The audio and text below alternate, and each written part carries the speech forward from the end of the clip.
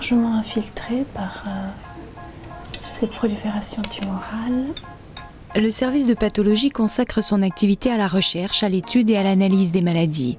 Dans le cas de tumeurs, il reçoit des tissus frais issus de biopsies à l'aiguille ou de pièces opératoires, par exemple. Les techniciens suivent un protocole rigoureux pour préparer le matériel biologique.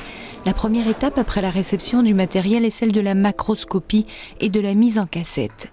Il faut sélectionner et fixer l'échantillon dans un bloc de paraffine qui sera coupé au microtome.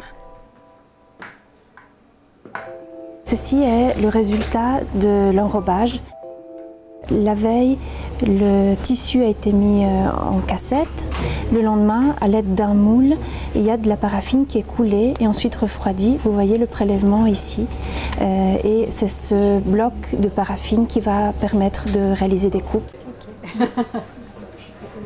Il faut savoir qu'il y a plein de tumeurs différentes, une classification avec plusieurs centaines de sous-types différents, chacun caractérisé par un pronostic différent, mais également une manière de les traiter différente. Donc, pour la médecine personnalisée, on essaie d'être le plus précis possible en termes de caractérisation morphologique et biologique de la tumeur pour permettre le traitement le plus adéquat.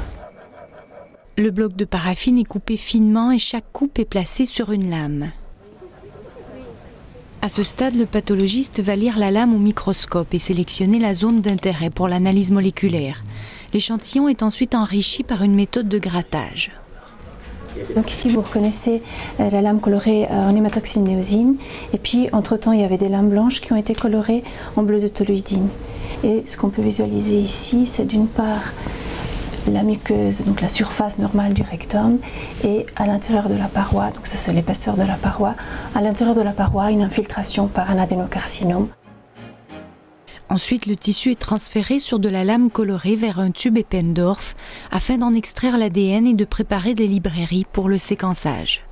Les mutations sont recherchées dans des régions spécifiques. Selon un panel de gènes, il en résultera une quantité phénoménale d'informations.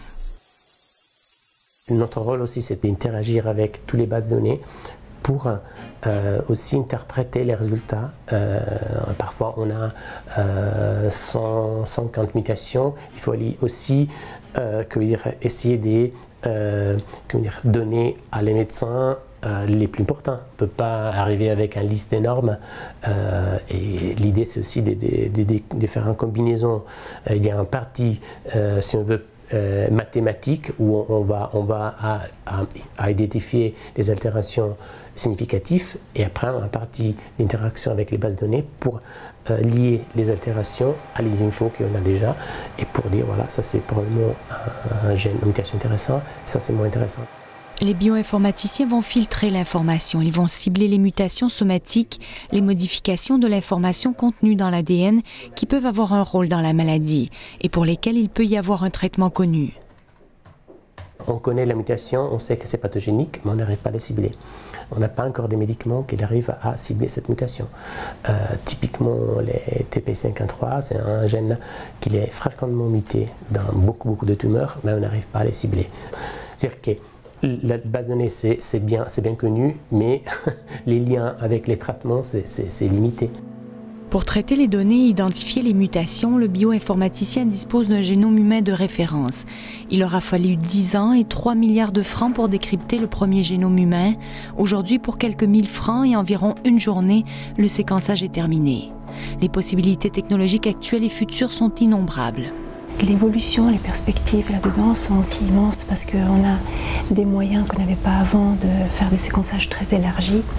Je pense que c'est aussi important de faire attention un peu à une explosion, à une escalade aussi des moyens parce que séquencer toujours plus ne veut pas forcément dire d'avoir toujours plus d'informations utiles. Parfois c'est des coûts qui augmentent et des informations qui augmentent, mais là où ça reste difficile, c'est savoir qu'est-ce qu'on en fait, essayer d'être raisonnable entre ce qui est indiqué pour une certaine pathologie et le tout pour tous. Il faut essayer de trouver une voie du milieu. Trouver un équilibre raisonnable entre le coût et l'utilité des retombées pour le patient, être attentif à la sécurité des données et à l'éthique dans la production et le stockage de ces données, ce sont des défis majeurs que nous réserve la bioinformatique. La pathologie mène quant à elle une activité de diagnostic de pointe où chaque maladie est unique, une étape essentielle dans l'approche de la médecine personnalisée.